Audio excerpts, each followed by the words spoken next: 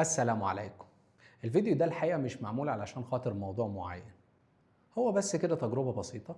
أنا اشتريت مايك جديد وإضاءة وكم شوية معدات، وقلت أجربها قدامكم وأشارك معاكم النتيجة بدون أي تكاليف.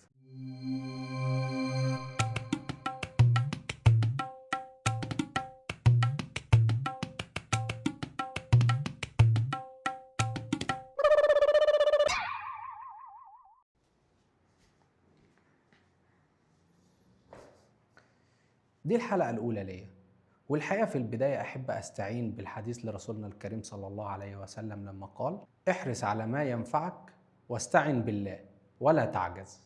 والحقيقة فكرة البرنامج ديت إن شاء الله هنحاول نناقش مع بعضينا إزاي نحقق أهدافنا بس بطريقة مشروعة. لو قلنا مثلا الإنسان اللي بيسعى للرزق، فهو هدفه في الآخر إن هو يتحصل على بعض من المال، فهو إذا كان مكتوب له إن هو يتحصل على الفلوس ديت، فكان في ممكن طريقة تانية توصله للفلوس ديت بس تكون حلال.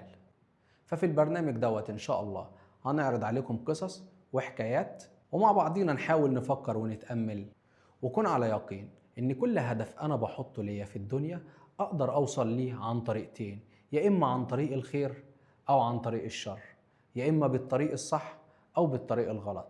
وإن شاء الله في البرنامج دوت هنحاول نعرض عليكم القصص دي كلها.